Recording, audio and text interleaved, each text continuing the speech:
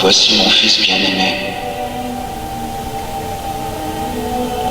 En lui j'ai mis tout mon amour.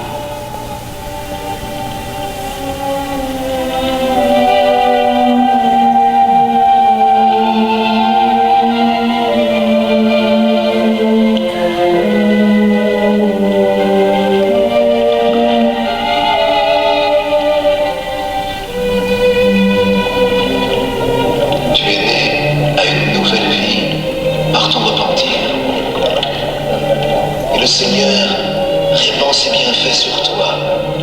Le Seigneur se réjouit dans les cœurs repentants. Cette eau purifie.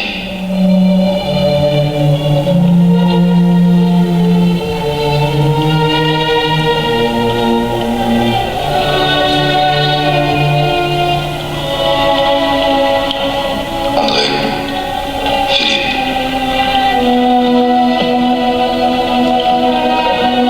Voici l'agneau de Dieu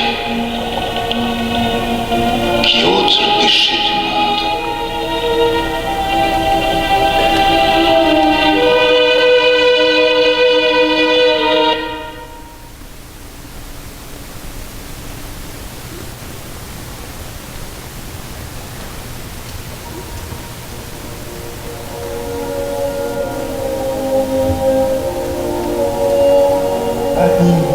Où demeures-tu?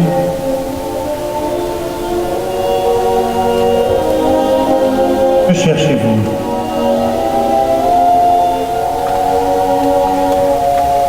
Venez et vous verrez.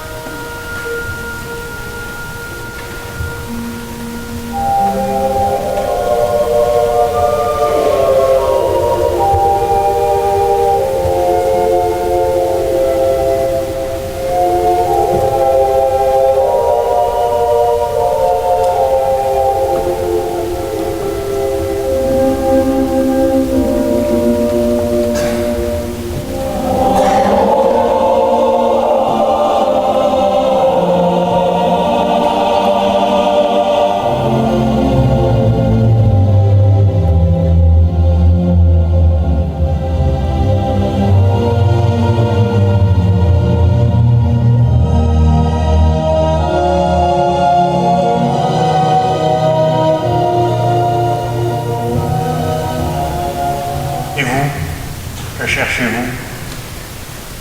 Qui cherchez-vous? Dans ce vaste monde que vous poursuivez-vous? Quels sont vos désirs, vos soupirs, vos aspirations? La question n'est pas aussi étrange qu'elle peut le paraître, car ils sont très rares les gens qui ne cherchent rien. Pour vous convaincre de la véracité de ce que je vous dis, il suffit de consulter le journal. À la page des annonces. Alors nous voyons que l'un cherche du travail, un autre un appartement, un autre une maison. D'autres cherchent des instruments de musique en solde ou des meubles. Certains aimeraient trouver des leçons particulières de piano ou des cours de mathématiques. Mais à côté de tout cela, d'autres cherchent des honneurs, les postes en vue, et un grand nombre cherchent les plaisirs de la vie.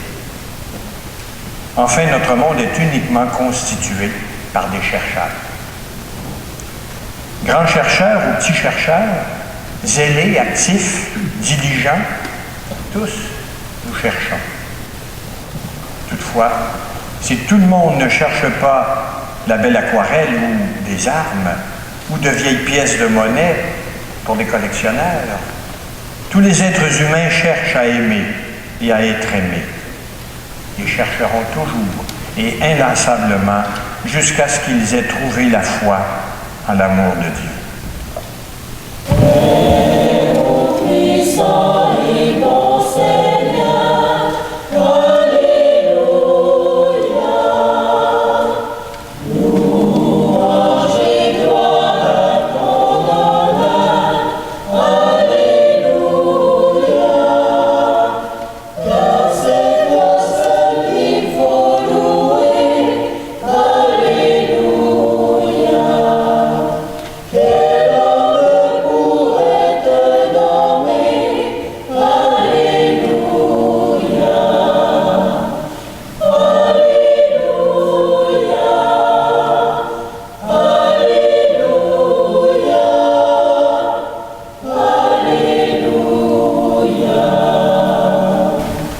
Il y a de cela 15 mois, la vie m'a fait don d'une merveille, qui est mon enfant.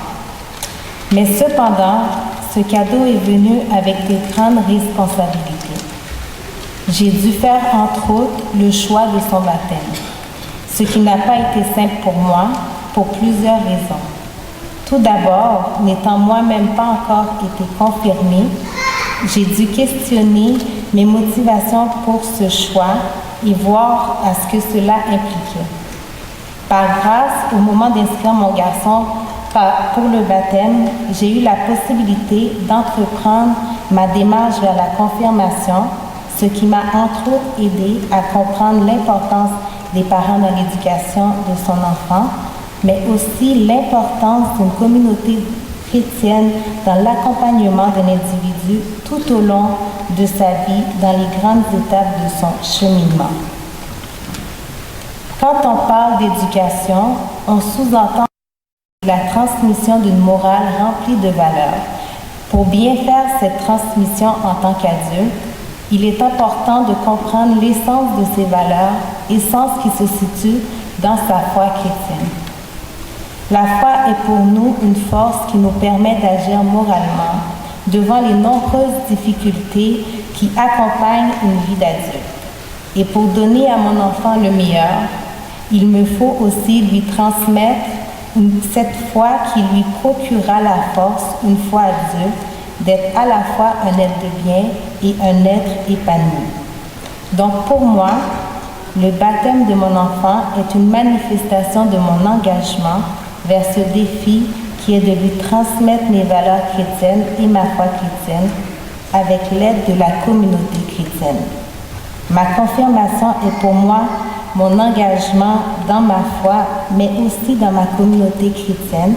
Et ensemble, j'espère de tout cœur réussir à la grâce de Dieu à aider mon enfant à être un être de bien et un être de foi.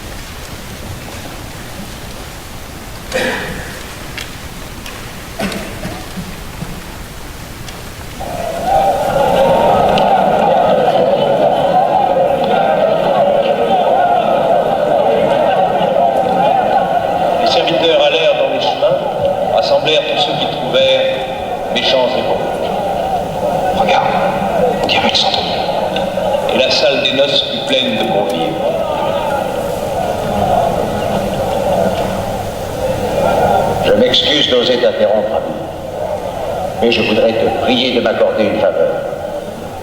J'ai un serviteur dans ma maison. Il est là depuis très longtemps. Il est très doux. Je le considère plus comme un fils que comme un serviteur. Il est très malade, il est mourant, j'en ai peur. Rabbi, en toute humilité. Tu voudrais que je vienne le voir chez toi? C'est bon, je t'accompagne. Non, je ne suis pas digne que tu entres sous mon toit, ô Jésus. Et je sais que si tu prononces un mot, mon serviteur se remettra. Moi, je suis soumis à des supérieurs. Mais j'ai personnellement sous mes ordres une centaine de soldats. Et si je commande à l'un de mes hommes, fais ceci, je suis sûr qu'il va le faire. Et si je commande à un autre, va là, je sais qu'il va y aller. Et inutile que je le voie, je le sais, c'est tout. Aussi, il suffit que tu dises un mot, et ce sera fait. Avez-vous entendu cet homme? Je vous le dis, même en Israël, je n'ai pas trouvé une aussi grande foi.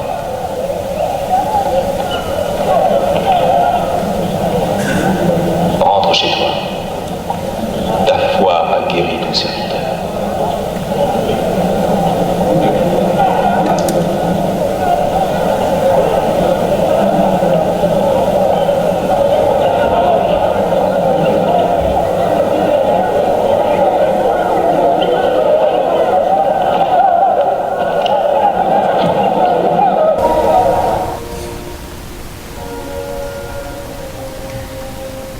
Alors, je viens de raconter ce soir une expérience que j'ai vécue avec mon petit-fils de 13 ans. Alors, le samedi soir, parfois, il vient coucher à la maison. Et ce soir-là, il est resté. Puis, à l'heure de la prière du soir, il m'a dit « Grand-maman, j'ai besoin de ton aide. » Il dit « À l'école, j'ai eu un petit échec. Puis, depuis ce temps-là, je pense juste à ça.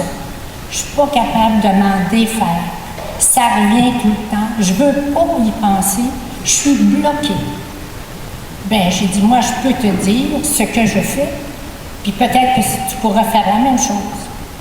Alors moi, quand des choses du passé reviennent, des choses que j'ai pas bien fait, ben, je les présente au Seigneur, je les offre. Puis je dis, ben, Seigneur, toi, t'es mort, t'as pris sur moi tous mes péchés, mes faiblesses, mes limites, puis je te les confie. Puis je ne veux plus y penser. Mais il me dit, mais si ça revient, tu fais la même chose. Tu pries, tu les offres, puis tu lui dis que maintenant, ça lui appartient. Toi, tu ne veux plus penser à ça. Alors, il se couche, puis il s'endort, puis le lendemain matin, c'était une messe familiale. J'étais un peu inquiète parce que la dernière fois qu'il était venu coucher chez nous, il n'avait pas voulu venir à la messe. Je l'avais laissé à la maison tout seul pendant ce temps-là. Alors, le lendemain matin, il se lève, puis je dis, Victor, tu sais, hein, c'est la messe ce matin. Puis c'est la messe familiale. Peut-être que tu vas trouver une nourriture que tu cherches. Il décide de venir. On arrive ici à la messe familiale, puis plutôt qu'avoir de l'homélie, c'était Micheline qui avait rassemblé tous les jeunes dans le cœur, puis qui commence à poser une question. Est-ce que parfois c'est difficile pour vous autres d'aimer? Puis qu'est-ce que vous faites quand c'est difficile? Alors il y a un jeune d'une douzaine d'années qui prend le micro, Micheline l'invite. Ben il dit, moi, quand ça va mal, j'offre au Seigneur ce qui va mal. Puis je lui dis que c'est lui qui peut s'en charger. Je regarde Victor me regarde, mais sans plus d'expression. Il était vraiment intériorisé. Puis tout de suite après ça, il y a Christiane qui entreprend une chanson gestuée. Je veux suivre Jésus sans me retourner, la croix devant moi, le monde derrière moi, sans me retourner. Puis moi, je suis tout enthousiaste parce que je sais que ça répond à sa soif. Puis lui, il est tout retourné vers l'intérieur. Puis nous autres, on chante, on fait les gestes. Puis la messe, elle va communier. On part en auto. La première chose qu'il me dit, grand-maman, cette messe-là était faite pour moi. C'est vrai que ça ne me donne rien de regarder en arrière. Il faut absolument que je regarde en avant, que je suive Jésus, puis avec lui, je pense que ça va bien aller.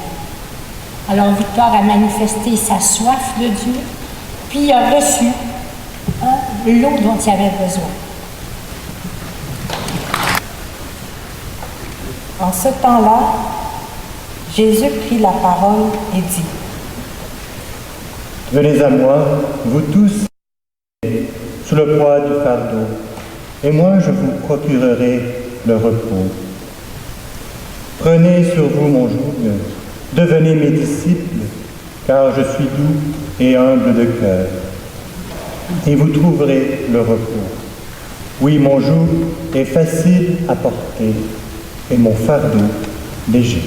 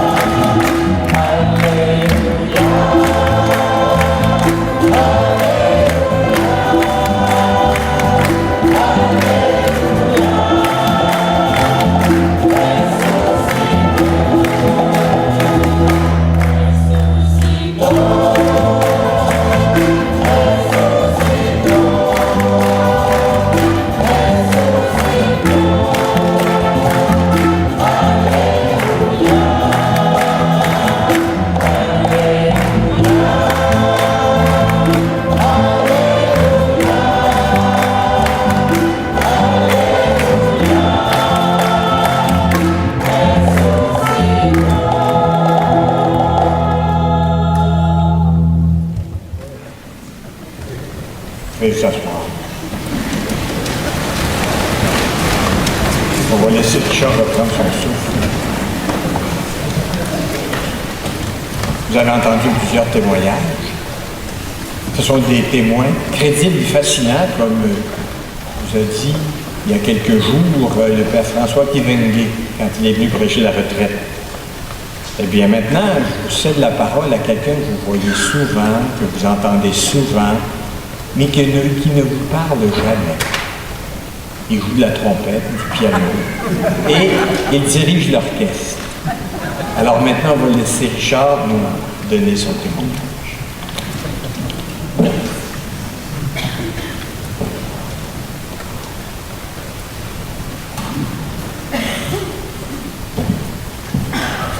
Bonsoir. Bonsoir. Merci Michel. Plusieurs me connaissent déjà, me voient souvent depuis très longtemps, depuis 1978 que j'accompagne aux célébrations ici à Sainte-Rose. Donc ça fait déjà 34 ans. Merci. Merci beaucoup. Bon, je suis marié depuis 11 ans et père de 2 enfants. Je suis pianiste enseignant dans une école primaire. Vous allez m'excuser, je vais lire mon texte parce que je pense que je n'ai pas la verve de Michel, ni de plusieurs qui sont passés ici avant moi pour faire des homélies. Alors, je vais lire mon témoignage. Pourquoi moi ici aujourd'hui pour l'homélie? Suite à une demande de Micheline Marsan, en préparant cette veillée pascale, elle m'a demandé « Richard, accepterais-tu de témoigner lors de l'homélie de cette célébration? Tout le monde te connaît, ce serait intéressant, dit-elle. Je me disais, ah oui, qu'est-ce que j'ai d'intéressant à raconter? Alors j'étais très très surpris de cette telle demande. Comme on dit, j'ai failli tomber en bas de ma chaise. Je n'ai pas dit oui tout de suite, j'ai eu peur, parce que je me disais, c'est intimidant de venir se dévoiler ici devant toute la communauté. En plus, à la veillée pascale, point culminant de toute l'année pastorale, tout un défi. J'ai pas dit oui tout de suite. Je lui ai dit, je vais réfléchir. En même temps, je me disais, la musique, l'homélie, tu vas voir, je m'occupe des projections, que je célèbre aussi. Je trouvais que ça en faisait pas mal. Alors, une bonne semaine a passé, je mijotais tout ça dans ma tête, quand tout à coup, j'entendis une voix qui me disait « Richard, n'aie pas peur. C'est Dieu qui te parle. Tu dois accepter la demande de Micheline, car mon message ne passe plus. Le peuple de Sainte-Rose est tanné d'entendre mon envoyé, le curé Bouchard. Accepte et parle à mon peuple. » Effrayé, mais docile comme je suis, j'acceptais. Croyez-vous que ça s'est vraiment passé comme ça? Eh bien non. Non, loin de moi l'idée de remplacer nos prêtres. Mais quand même, ça donne un petit break à Michel. Hein? T'es content? Oui. T'apprécies? Oui. Ah, tu vas parler après? En plus? Fait qu'il faut que je fasse ça encore plus court? OK. Tu peux aller écouter le hockey si tu veux.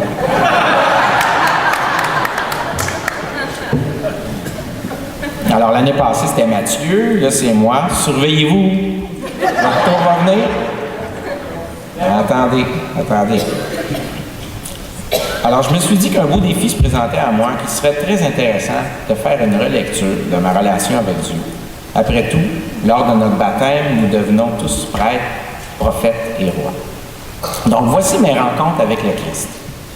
Tout jeune, maman ne me bordait jamais sans avoir hésité quand je vous salue Marie et un Notre Père. Nous venions à l'église tous les dimanches. J'ai été baptisé et confirmé dans cette église. Celle-ci était vraiment le centre du parcours routier au primaire et même au secondaire. J'ai fréquenté l'école Latour et ensuite Ville-Mère. Mon animatrice pastorale à l'école Latour était une certaine Micheline Marsan. J'avais 7 ans, Micheline. Non, désolé, Micheline. Je pense qu'on pourrait donner une bonne main d'applaudissement à Micheline. C'était tout organisé ça ce soir. Hein? Beaucoup de travail.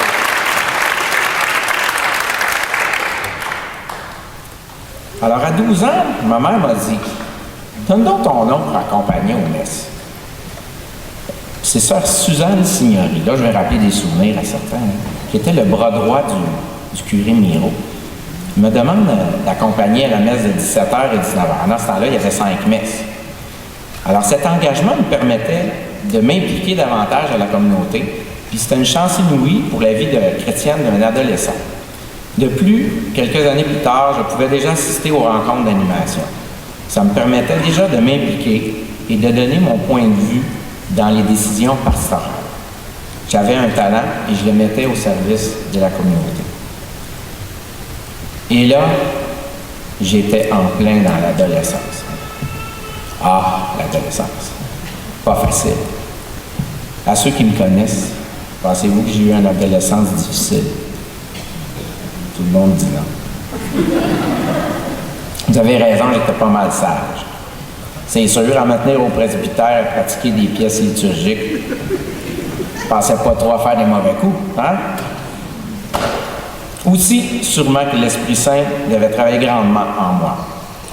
Par contre, j'avais un sale caractère. Comme quoi, là, rien n'est parfait. Avec l'âge, le mariage, les enfants, je me suis beaucoup assagi. À 19 ans, j'ai joint un groupe de prière à Cap-Jeunesse à Sainte-Rose, une grande maison blanche achetée par les Sœurs Sainte-Croix. D'ailleurs, le logo de l'affiche, quand vous passez sur le boulevard Sainte-Rose, c'est entre la 117 la 115, et la 15, bien, c'est moi qui avais fait la conception. J'étais bien fier de ça.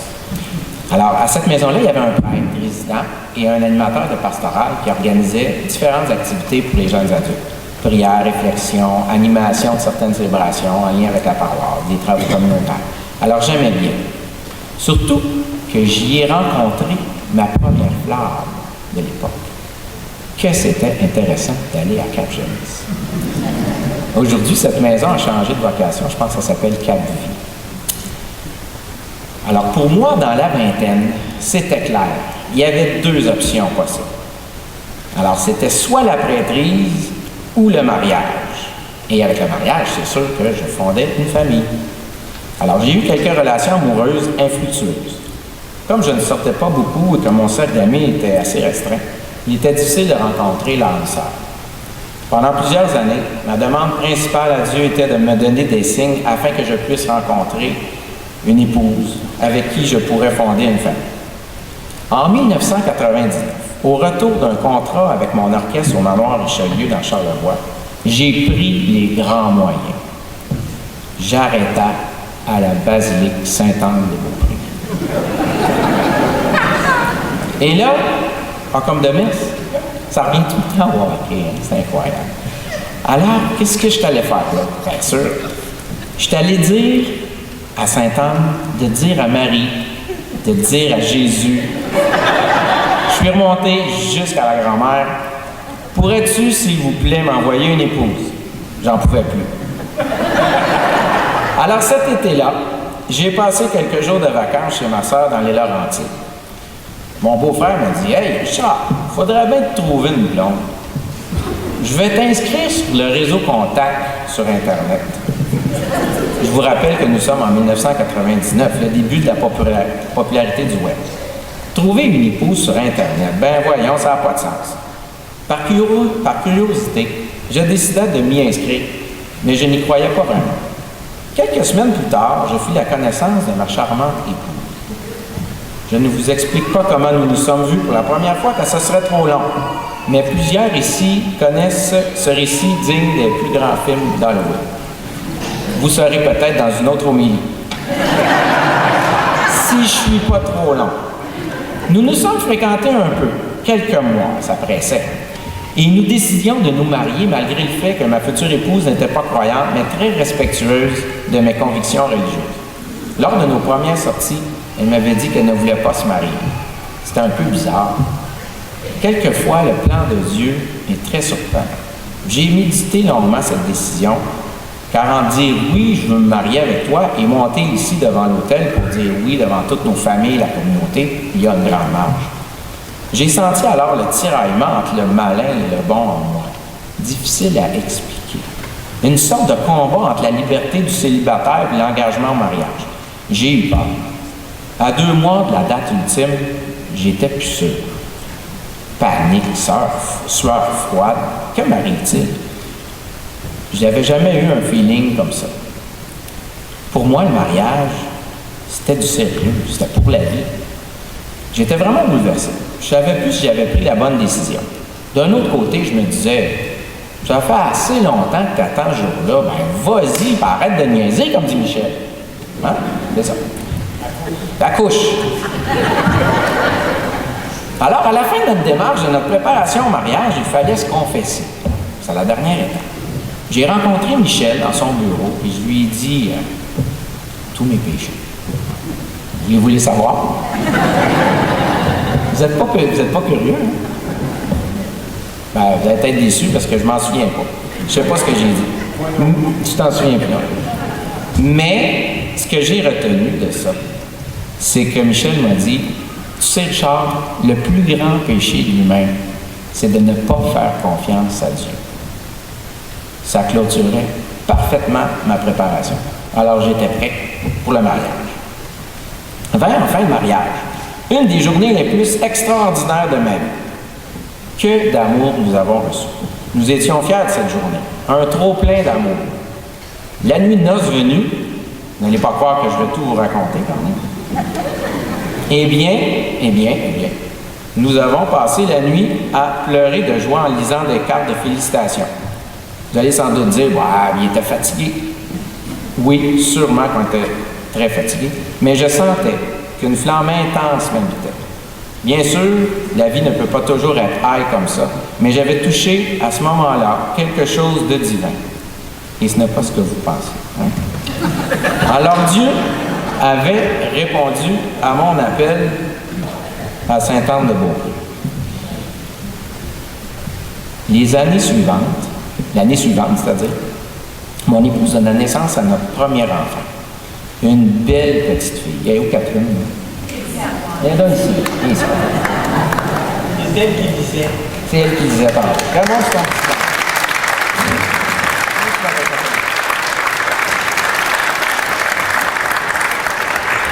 Alors, une belle petite fille qui me regarda droit dans les yeux quand elle est sortie du ventre de sa maman. Hein? Parce qu'on ne savait pas trop quel nom lui donner. On hésitait en 2, 3 noms. Puis là, c'est comme quand je l'ai vue, là, j'ai dit, c'est Catherine. Je savais que c'était Catherine. C'est comme si Dieu, à travers ses yeux, me disait, voici ta récompense. En elle, j'y ai mis tout mon amour. Quelle récompense! Wow. Hein? Autre moment divin, la naissance d'un enfant. 2 extrêmes. Une simplicité d'existence, quoique ce n'est pas toujours simple, et une création très complexe qu'on ne connaît à peine. 2 ans plus tard, notre deuxième, la même extase. Dire que j'avais peur de ne pas l'aimer autant que notre première. J'avais comme un doute. Il y avait peut-être encore un petit manque de confiance, là. Hein? Maintenant, l'été 2008, après l'acharnement de mon curé Michel, et même si mon épouse n'est pas croyante et pratiquante, nous avons décidé de participer à la session Cana, organisée par la communauté du Chemin Neuf. Quelle semaine fantastique! bien organisé. Non, mais tout y était. L'accueil, la compréhension, le partage, le service, le témoignage, le recueillement, la réflexion, la musique, les chants, les bons repas de Micheline et j'en passe. Je ne croyais pas que la vie communautaire pouvait être si palpitante. Mon épouse aussi, d'ailleurs. Est-ce que ça paraît que je fais un petit peu de pub? Enfin, c'était un arrêt dans la vie de fou que nous menons tous. Se parler, se poser les vraies questions. Régler des différends qui traînent depuis longtemps. Et ce, pendant que les gens au service sur place s'occupent des enfants à la totale. Ce qui m'a le plus touché à Cana, c'est ces gens au service, tout comme moi, animés par l'Esprit Saint, qui faisaient beaucoup de témoignages. J'ai réactualisé mon sens de la famille, l'importance de la famille dans ma vie. Puis je trouve que dans la société, on ne donne pas assez d'importance à la famille, on n'entend pas beaucoup parler. Puis c'est quand même la fondation de notre société, hein, la famille. La famille, en ce moment, est éclatée. Là, je vais parler par mon cœur, ça ne fait pas partie d'un témoignage, là. Mais comme enseignant, c'est incroyable tout ce qu'on voit là, hein, chez les enfants, quand la famille est éclatée. Et il faut prendre soin, il faut prier pour les familles, pour les couples surtout. Moi, je pense que aujourd'hui, en 2013, on a toutes les ressources possibles dans un couple pour quand il y a un malentendement, quand ça va pas bien, on peut essayer de faire quelque chose. Aujourd'hui, il me semble qu'on a tendance à splitter rapidement et ça fait beaucoup de ravages chez nos jeunes. Puis moi, je vois ça dans les écoles. Alors, il faut prier beaucoup pour les familles, pour nos couples aujourd'hui. Si je t'ai rendu dans mon histoire. Attends, mais il fallait que je le dise. Parce que je m'étais mis plein de points, puis Michel il dit ça va être trop long ton affaire, là. Pas plus que 2, ça s'en vient bien, hein? Mais j'ai presque fini. La semaine à Cana. Oui, la semaine à Cana, mais j'ai-tu fini qu'est-ce que j'avais à dire là-dessus? Ben oui, la famille, c'est correct. Non, c'est correct.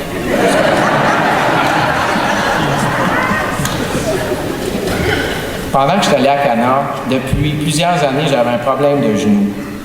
Je ne lirai pas tout mon paragraphe parce que c'est trop long. Mais j'avais un problème de genou et tous les médecins n'étaient pas capables de le régler. Et puis quand j'étais à Cana, on m'a fait l'imposition des mains pour guérir mon genou. Et quelques mois après, j'ai rencontré une chiropraticienne, une amie. On s'est retrouvés, puis elle m'a dit « Richard, viens me voir. Je vais regarder ton genou, puis écoute, ça va pas bien, ça peut juste aller mieux. » Bon. Et puis avec beaucoup d'étirements et puis de traitements, j'ai fini par guérir mon genou. Et aujourd'hui, c'est sûr qu'il faut que je fasse beaucoup d'exercices, mais mon genou est en parfait état, je peux skier, je peux jouer au golf, je peux faire tout ce que je veux, je peux continuer à jouer du piano et arriver ici sans mes béquilles. Hein? C'est extraordinaire. Prends ton grabat et marche. C'est ça que Michel dit. Alors, c'est ça. Donc, voilà le paragraphe sur le genou amoché. Alors aujourd'hui, j'ai constaté que dans ma vie, lorsque je suis proche de la parole du Christ, je ressens cette paix intérieure tant recherchée. Par contre, lorsque je m'éloigne des évangiles, je m'approche plutôt de la surconsommation et de la luxure. Puis c'est pas bon pour moi. J'y ai goûté à ça, et c'est surtout le vide que j'ai rencontré. De toute façon, Dieu m'a toujours donné ce dont j'avais besoin pour vivre. Mais c'est sûr que des fois, j'ai des petites rechutes. Hein? C'est pas parfait. Le thème de cette année est « Que cherchez-vous » Je crois que c'est le thème du carême, ça, « Que cherchez-vous » Oui, c'est ça, du carême, excusez-moi. Je n'étais pas sûr que ce bout-là, on n'a pas pratiqué avec. Ah, c'est ça, oui.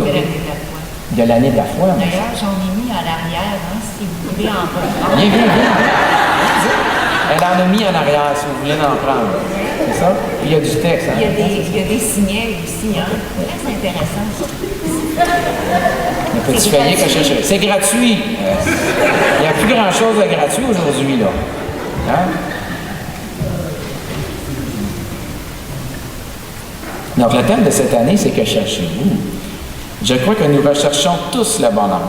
Bien sûr, le bonheur de chacun est très relatif selon nos expériences de vie et nos valeurs. Mais pour moi, le vrai bonheur, c'est d'être en paix avec moi-même et les gens autour de moi. Aujourd'hui, j'ai compris que je peux lui confier toute ma vie. Lorsque j'ai besoin de quelque chose, je lui demande et il se passe quelque chose. Par contre, je dois rester attentif et à l'écoute. Si c'est pas bon pour moi, je ne recevrai absolument rien. Comme gagner à la loto ou des choses comme ça. Là. Je ne recevrai rien de ça, c'est sûr. Mais on le sait à quelque part que le bonheur n'est pas là. Hein? Alors, quoi qu'il arrive, ça sera toujours là pour moi. Et oui, je suis humain. Encore trop souvent, j'oublie de m'en remettre au Christ. Mais en m'impliquant dans la communauté, avec mes talents musicaux, je participe activement aux Eucharisties et je garde une proximité avec sa parole.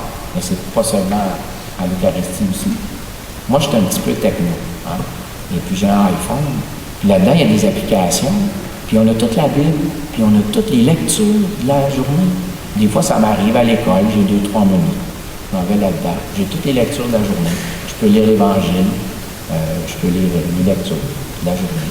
Et ça me ressource. Ça commence à être trop long, un peu. Pour un gars intimidé, c'est pas pire. OK. Je m'inspirer débrouiller. Comme conclusion, c'est formidable. Notre paroisse nous offre toutes les possibilités de garder notre lampe allumée en vivant les services que Jésus nous propose. Vous les connaissez tous. Pas besoin d'attendre la fin de semaine de l'engagement. D'ailleurs, j'aimerais qu'il y ait plus de chanteurs dans notre chorale. Je fais un petit peu d'annonce. Aussi des musiciens pour former un orchestre comme celui-ci, comme on a ce soir. Ce serait le fun si nos célébrations comme ça chaque dimanche. Hein? Vous pensez pas? On serait capable de faire ça?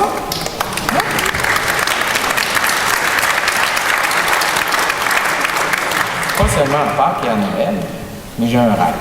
Hein? Je rêve tout haut. Peut-être que quelques-uns vont m'entendre et vont décider de s'engager. Alors je sais, il y a beaucoup de talent, beaucoup de talent dans cette paroisse. Et ensemble, je pense qu'on peut continuer de suivre Jésus. Donc, je vous remercie beaucoup et je vous souhaite joyeuse Pâques.